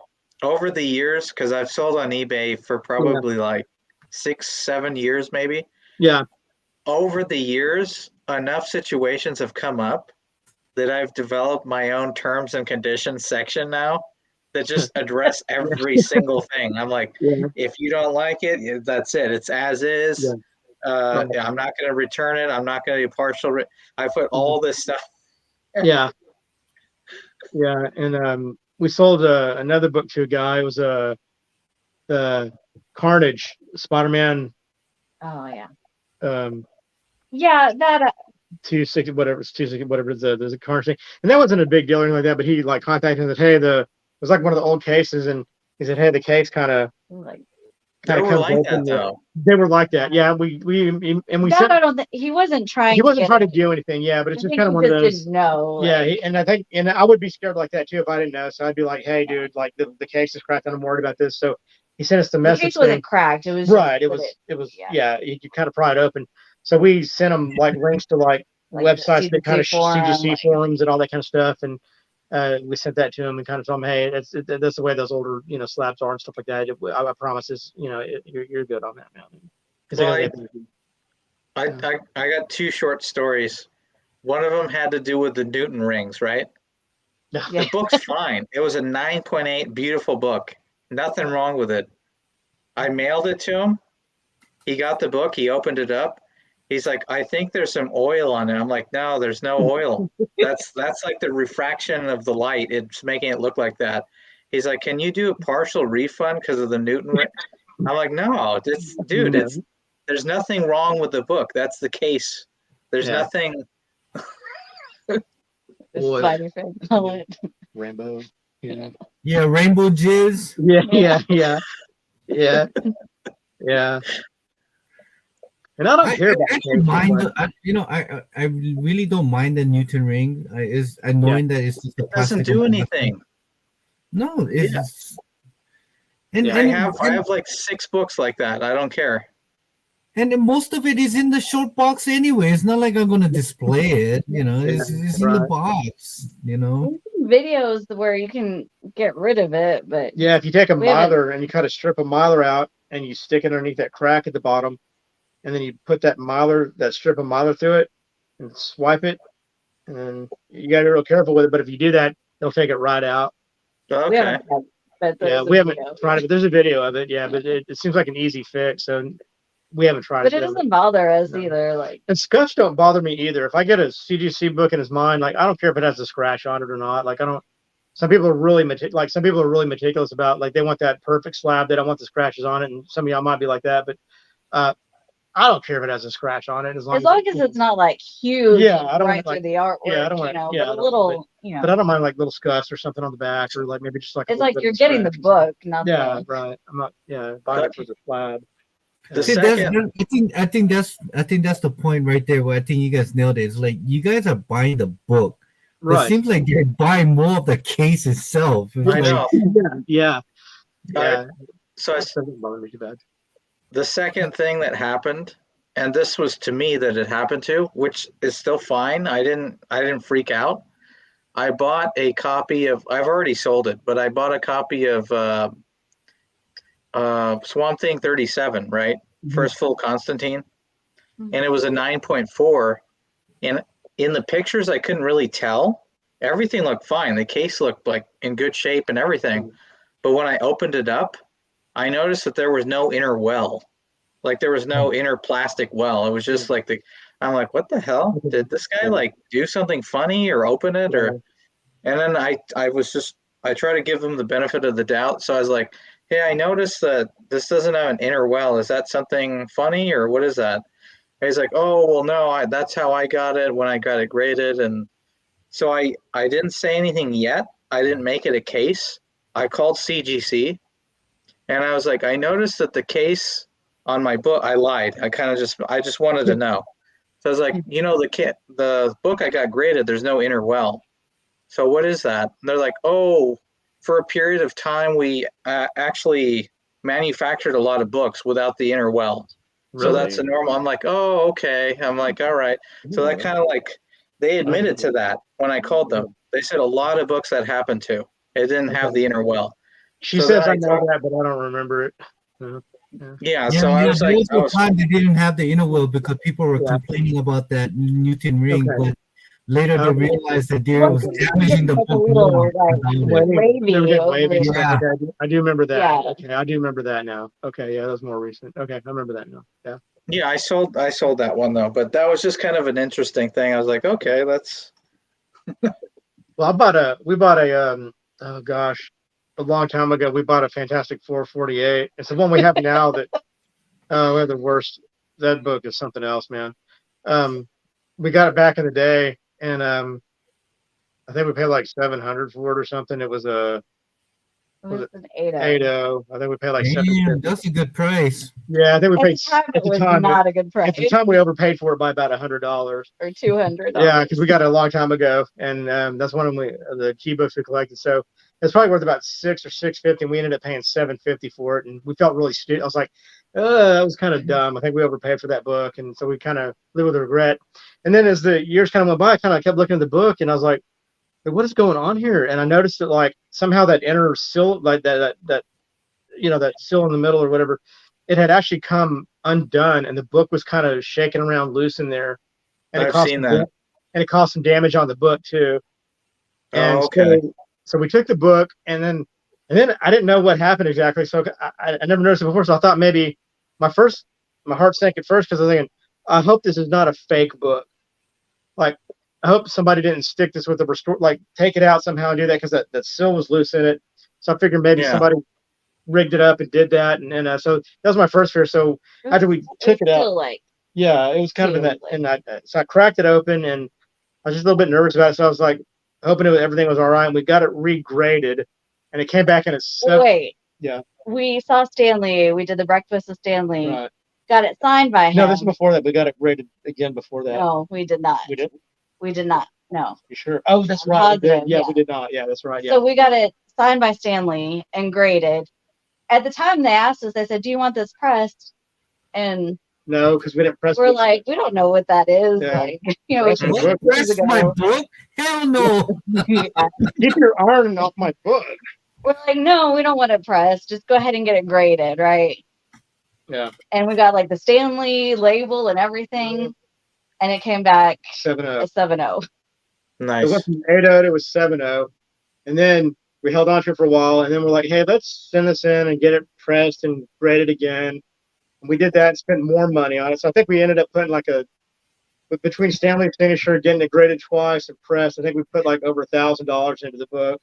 Yeah. And that was before the money went up and everything like that too. You know, now it's like worth every penny of that. But yeah. But you know, but it's like we overpaid to begin with, then we put more money getting it signed. Yeah. Then it came back a lower grade. And then we got it. And we got it pressed. And so we just kept pouring money into that book. So it's worth it now. But what did it? You know. What did it come back as after the price? I forgot what your grade is. Total 8-0. Same as basically original. what we bought. Like, yeah, I still think it's better. Back. Yeah, I still think it's an 8. I don't know. I still think it might be real pretty. It's a pretty 8-0. I think it's still an 8.5 to 9.0. Did you get it signed and then pressed or pressed? Or we got it signed and not pressed. So we just took it out of the slab. We got it signed by Stanley and then regraded at the con. And but it came they back were asking us. Yeah, they said, want it pressed? And we're like, no, don't touch my book. I don't know what you're talking about. I remember like, you know, like the the Stan Lee fear. I'm thinking, please don't sign his face, and please don't. And you can't tell Stan Lee what to do because he's like, a comic book. I created all this. So I never opened up my fat mouth. So we're like great fanboying, so we're not even paying attention to what he's signing, where he's signing. Yeah, and we're kind of noobs at a lot of that stuff, and so I didn't mark it out where I wanted it signed and all that stuff. We just gave it to him, and he's just, signing away and doing stuff and talking to people, and he's distracted. And I'm like, and I got to think, I was like, please don't. Yeah. And it's a beautiful signature. It's like a good place, it's like where the washer is, and it's like kind of right where his robe is. So it's on that. Nice. Perfect signature placement. Perfect. And we lucked out. We lucked out. Yeah, it could have been. We saw a bunch of pictures of. Yeah, we saw. Unfortunate. And I think we saw that one with the Spider-Man you're talking about, where like in an Amazing Fantasy 15. There was one Amazing Fantasy 15 we saw where he signed it right on his face. Yeah, that's bad. I've seen that book. I think I've seen that book sell like 4 separate times on different auction sites. Yeah. Hey, Hazel Dan. Mark Walter was said. He said, when and where was the Stan Lee breakfast at? He said he might have hosted it. I think it was. I think it was. Yeah, I think you were. I think so, Mark. Yeah. It was several years ago. It was his second time he went to it. So it wasn't we missed the first time. We missed the first one, so we regretted it. We regretted it. So it was the second time he had it there. It was that year, and I think you were there because it was at the. Was it still at the Irving? It might have been still at the Irving Center. I can't remember. I think it was before they switched to the nicer, bigger place or whatever. I think it might have been at the Irving Center. Say nicer. It's big. Well, I like the other one better. Yeah, but it's the bigger one. It's the more fancy one or whatever. But I personally like the Irving Center. I like the smaller one better personally. Well, here's Mark Walters. That he said he got royally screwed on a FF48. Had one signed by Stan Lee at 6.5. Sold it for 14. Half a year later, he had the same grade, was selling for 10 grand. I'm sorry, Mark, for laughing at this, but I feel your pain, brother. Yeah. I mean, at this point, that's a keeper book because the breakfast of Stanley. And all the mistakes we made with it, and just the whole history of it, I'll never get rid of that book. Just it means something to us, and got it signed by Stanley, and it was one of our earlier experiences with comic books, and we kind of messed up by overpaying for it to begin with. So lessons learned, meeting Stanley, breakfast with Stanley, which was the best thing in my life. And not the best thing in my life. That was marrying you. Oh, that was a great comeback. That's a great He caught it. Yeah. He caught it. Pay attention, people. That was good. All right. No, but that so it's just one of those books that we'll never. It's one of the sentimental books. We have some of the sentimental books, and that's one of them. So there's a lot of those. I think that 48 book has like a weird curse on it because I have a story with that too. I told David about that. Yeah. I bought a 9.2. It was off-white to white pages, and it was later when it was already pretty expensive. It was like a $7,500 book. I think that's how much I paid. And I was like, I should have just held the freaking thing, but I told David I sold the book to get my wife a ring, right? Yeah. To get married. And I was like, okay. And I was like, maybe later we'll get it. And, that's fine. And this is an important thing. So, so then the book freaking 2 months later, it goes up to like 15K. And I was like, really? Really? Okay. So then probably a year later, she feels bad. I don't say anything about it. I didn't say anything about it. I was like, just one comment. I was like, that's messed up. So then I was like, she's like, let's get it. And I didn't want to get it because it's already like at a ridiculous price. She wanted to get another 9.2. And I was like, no, I don't want it. I don't want to do it. And she said, I'm going to get it. I was like, don't get it. Don't get it. So that book, that's literally the most we've paid, I guess, together for a book. Yeah. And now that book's not going to go anywhere because I probably have to be like 80 years old to sell that and feel good about it or something. Yeah. Yeah, but that's hold on to that one for sure. Yeah, that's. Did you notice that? Here's the thing. Here's my mind thought. It's like you can regardless of what, to me is, if I sell it, let's say I sold it for 4,200. 6 months later, it goes up to 10,000. But the thing is, I made my money at the time when I sold it anyway. So it's like, I might have some seller's remorse if the price goes up. But the thing is, those books will always be available for me. It's just the way I see it, regardless what the price is with.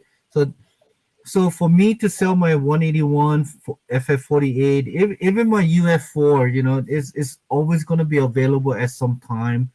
If 15 will be always available. So right now it's to a point where I'm happy where I'm at, I guess. I'm just looking. I think fun. Yeah, I think we sold at the wrong time this last year for a few of our books. It's going to get us what we want or close to what we want, what we're trading them in for, but it's probably the wrong time to have done it. If it's to get you into like another book that you want, I don't think it's the wrong time. It's not the wrong time, and we're still going to get more than what we paid for them by a lot, but it's just kind of if we would have done it like over a year ago.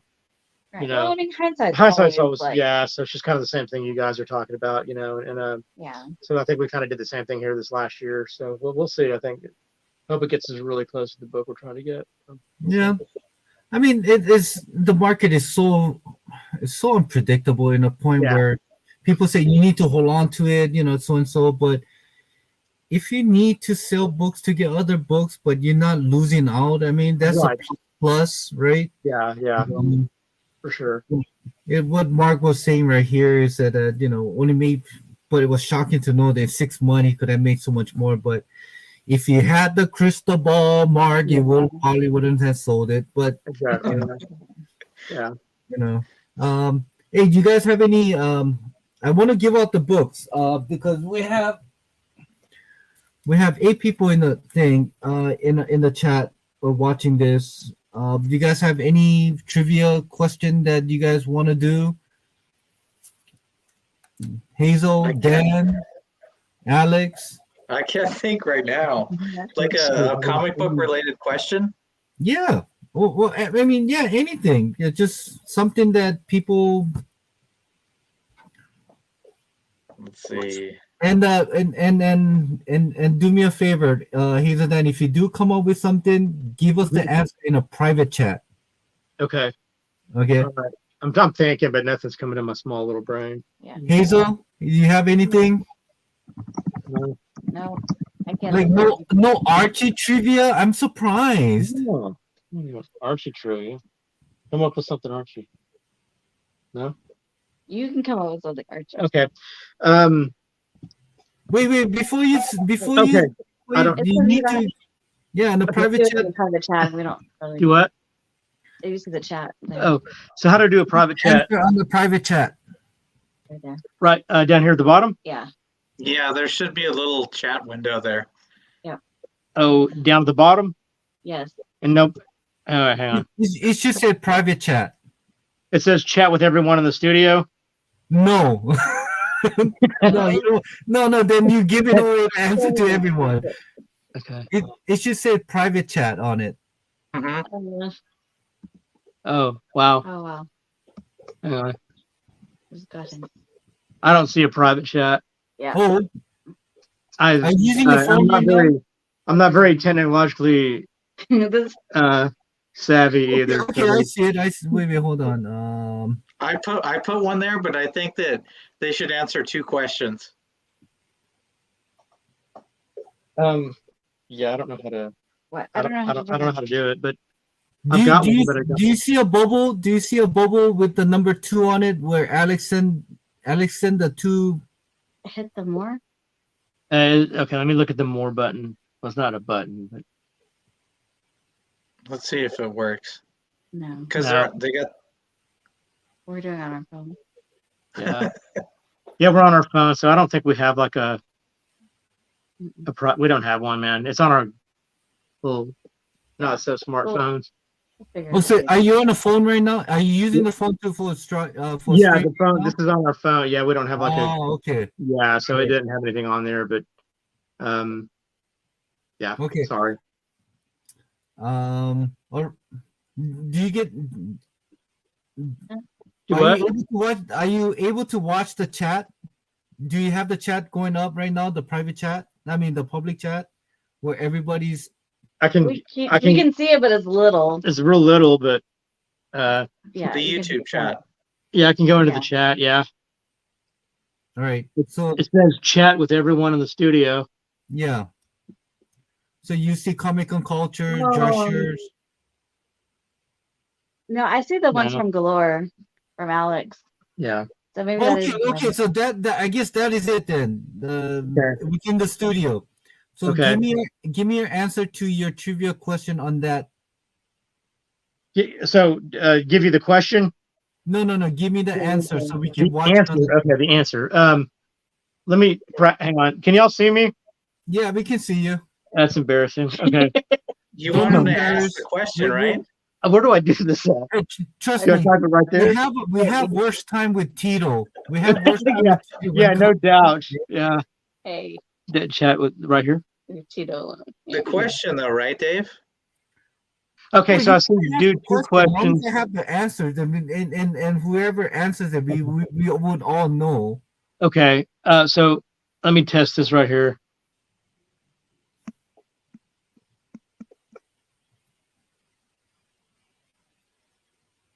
So can everybody see that or just you two? Yeah, I saw hello. Yes, we got it. But what about everybody else? And be honest, people. Just to let And you guys everybody- know on the people who's watching this live, we'll get to have this Miss Marvel issue number 5, the iconic for Disney Plus thing, and this is a Korean edition, which is really hard to come by, along with Amazing Spider-Man, Age of Spider-Verse, also the Korean version, but this is a Okay. thicker, what's it? No one's gonna know that. I So mean, these are the prizes, guys. All right, so we got a really hard question. Nobody's gonna get it unless you try to look it up or something. I don't think. You want me to? you can Just ask do them it. to type it. Whoever comes up with the answer first. Yeah. Okay, hang on. So let's see here. Oops. Sorry. Trust me. If you've been live with Tito, you don't have to apologize. So these are the 2 book guys that we'll be giving away today. There, right there. Yeah. Paperback, Okay, what's the other question you're gonna ask? Okay, so do I ask the question? Yeah. Or what? Like, do I send this first, David, or what? Yeah. Or do I just ask? Just send it and ask the question. Okay, so send this right here. I don't think it matters what order. Okay. Okay. Can you see it? We got the answer. Okay. All right. So the very first appearance of Archie Comics is in Pep Comics 22. There's actually something that predates that first appearance, and it's a depiction of Archie in a comic book. And it predates Pep 22, his first appearance in the comic book. And it's in an ad. It's a full thing, a very full page ad with his body on it. It's like a little art bubble. So it's what book is that in? Let's see who gets that. That's kind of tough. You guys can Google it. Comics and culture. It's a hard question. Yeah, and yeah, it's a hard question. But you should have asked the other way around. So where they got the Pep 22. Oh yeah. Because more people would get that than this book. Yeah. This is good though. This is make people research. This is for these 2 books, guys. Yeah. Miss Marvel number 5, current edition, and trade paper dress, current edition of this. This is insanely hard. It's hard, yeah, it's hard, but it's cool though. There's very few people who care about Archie. I know. They told me to come up with it. I was told to come. I know who would get it. So the question back again was, what predates the first appearance of Archie, right? Yes. There's a depiction of Archie in a comic book and an ad that predates Pep Comics 22, which is his first, official appearance. But there's a comic book that he actually appears in before that. Just ask who appears in Pep 22. And there's Comic Collector Geek would get this. You have to, other than Archie, who appears in Pep 22? Why? I mean, that's something that more people might get. So what book predates it? Come on, JP. Come on, Richard, Mark. You guys all in here. You guys should Google it. You got to work. You got to work for those books, people.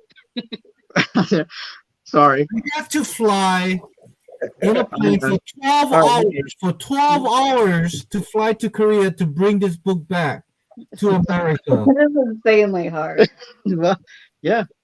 I guess you guys didn't know this is Jeopardy. I told him it was going to be hard. And I said, go ahead and do it. Oh, wait. Drescher say no, it's not Blue Ribbon Comics. Mm-mm. Come on, Richard. If you know the answers, just put it down. Sorry. That's not it. I am so sorry. There's probably a handful of people that I know on YouTube that would get that. Yeah. You can you can look it up and find the answers. It's what if you my question was so much easier. Whoa.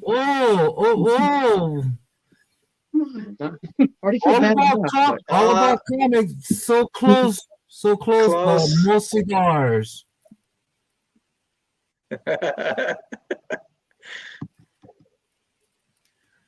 Man, this is a hard question. I love it. Yeah, they love it. The people love it. Well, here's the thing. If we had more viewers, I'm sure we would have a little bit more participants and people trying to figure it out. But come on, guys. It's for free books, guys. That you don't see this book all the time. Just look it up, Richard. Jesus. Yeah, a lot of people know about this book. Yeah. We are all learning today. We are all learning. We are the Archie pushers. Yeah, we're probably 10 people in the community that like Archie, and no, there's more people that like Archie. Yeah. Yeah, probably. Richard with his all capital word. I'm working, David.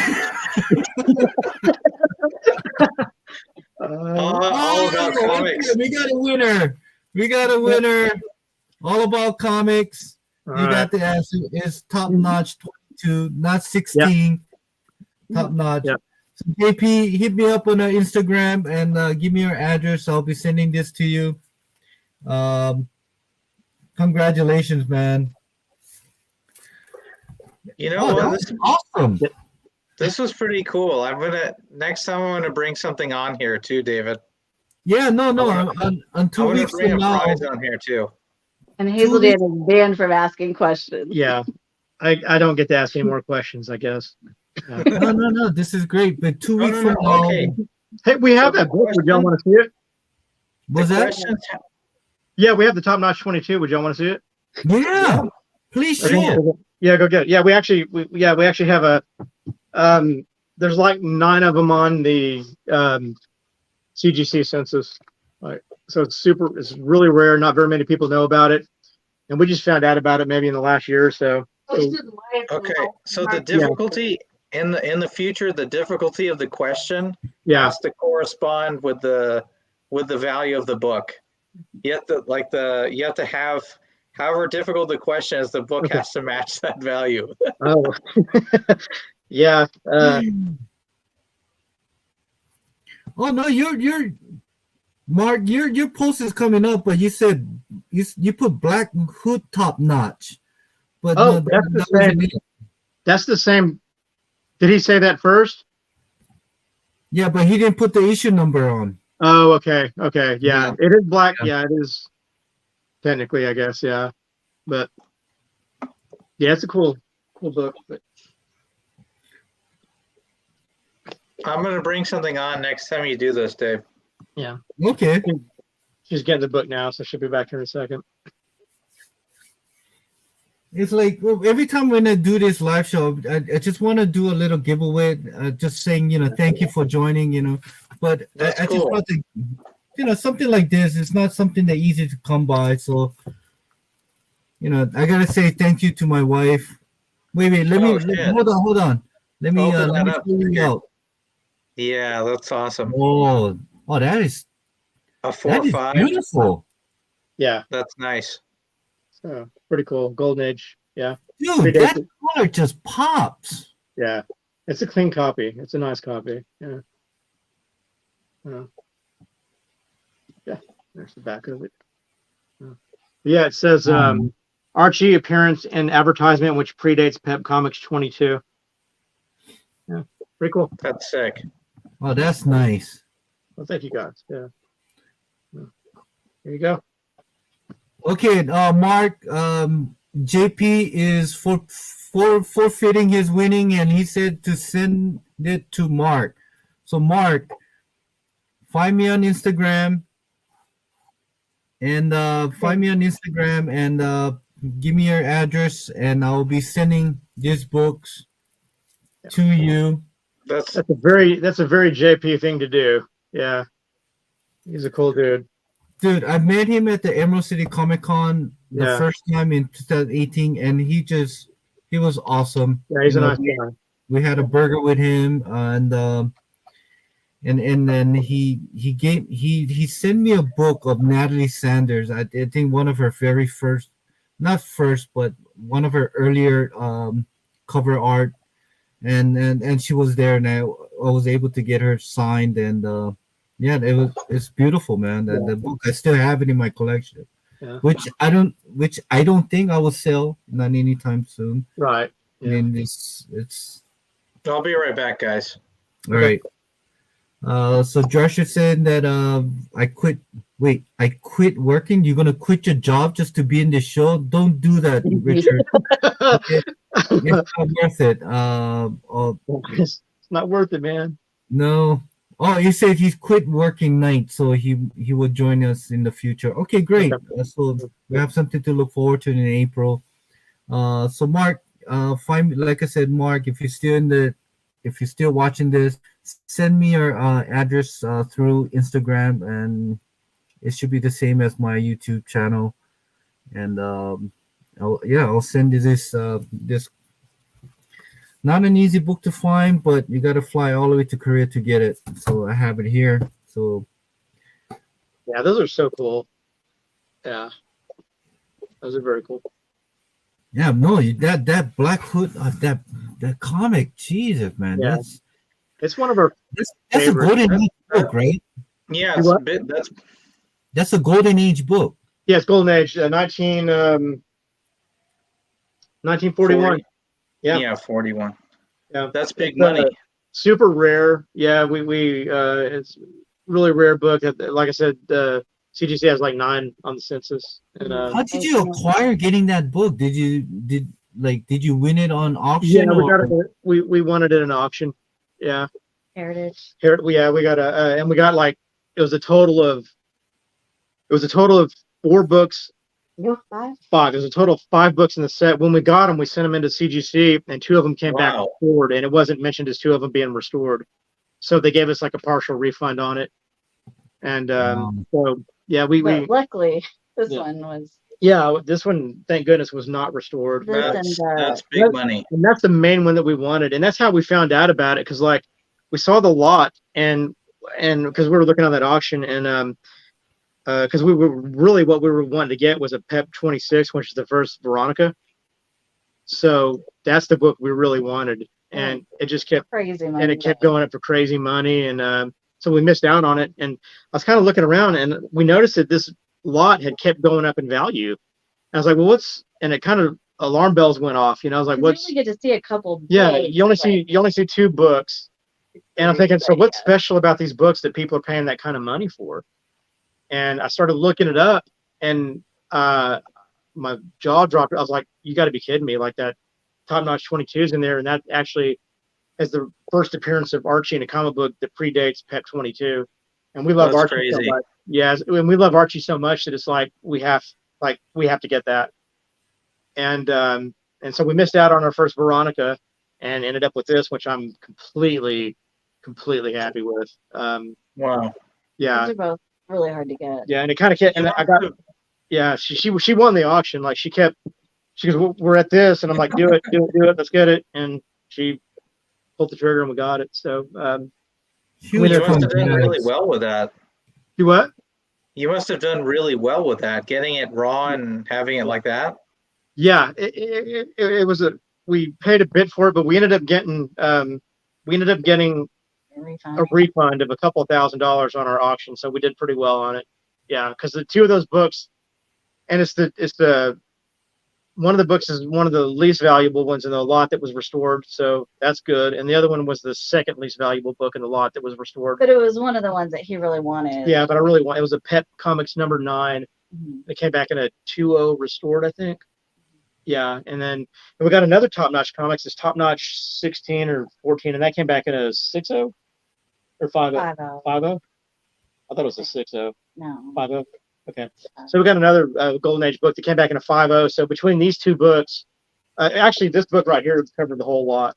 Like what we got, those other books are basically free. And we got the first Hangman too. Yeah, we got the first appearance of Hangman in that lot, which is the Hangman. Yeah, the Hangman, which is PEP Comics 17, and that came back in a 1.8.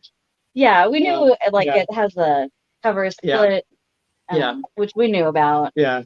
And so we kind of figured that's going to be a 1.5 to a 2.0, and it came back in a 1.8, so we're really happy with that. This one came back in a 4.5. We were hoping for a 5.0, but kind of figured it'd be between maybe a 4.0 and a 4.5 because it has a little split. I'm gonna get Dave into the Golden Age. I'm gonna get him into it. No. Yeah, it's a dangerous thing. I'm Silver Age is the farthest I would go, because anything with Golden Age, no. I'm sorry. Yeah. That is not a rabbit hole I want to go into. It's a rabbit hole too, man. Yeah, it's another. Yeah, it's Silver Age is so crazy now too. Like the whole market's just, everything's just kind of still kind of nuts. I mean, it's just hard to get any major key books anymore, really, honestly. Yeah, I mean, you got to pay premium for pretty much like the top keys. So those blue chips, you got to pay the price. Yeah. Oh yeah. I know somebody going back to Modern Grail, that Miles Morales' first appearance, he paid $3,000 for 9.8. Now it's down to 1,800 to 2,000. So you never know. Hey Daryl, yes, you made it. We're kind of writing down that thing. It's been 2 hours now that we haven't done this, and we did our little prize. So I think that's pretty much it for tonight. Unless you guys will have anything else to mention, or I can't think of anything. All right. Well, the thing is, hey, Hazel, Dan, I would love to have you guys back again in 2 weeks. 2 weeks from today, and of course, Alex, once you get all your work all catched up and stuff, have to love you, and then come back, and hopefully Tito, you guys can reunite again with Tito. Yeah. But just remember, if Tito's ever on, we'll have a lot of audio and video. Yeah. And of course, I would love to have Richard Drescher Comics, and in April, he's more of a I don't know. You saw him on the Instagram chat. He like me and Tito would go, and he's like just like, oh no, you guys are at it again. Okay.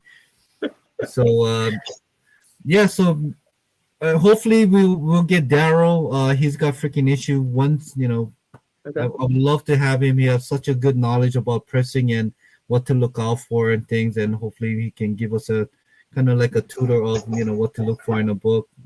And Mark, once I get you on the Instagram, definitely I'm going to add you to stuff. So hopefully you'll make it into a live show again in 2 weeks. Okay. Definitely, I will send you the link to that to our show. So guys, thank you very much. And you guys want to say something before we say goodbye to everyone? Thanks for having me, David. It's been a lot of yeah, fun. it's been a lot. We had really, this is the first one we've ever done, so we enjoy you inviting us into this and being a part of our, comic book collecting, and we just really appreciate you, David. Everything you do for man, I everybody. appreciate you, Jesus. Yeah, Cool. You're like a staple of the community, and you've been that way for years. And we've learned a lot of stuff from you about the modern books, and you kind of got us into it and turned us onto it a little bit. And so you're part of the reason why we started our channel was, Yeah. Oh, thank you. Yeah. Thank you.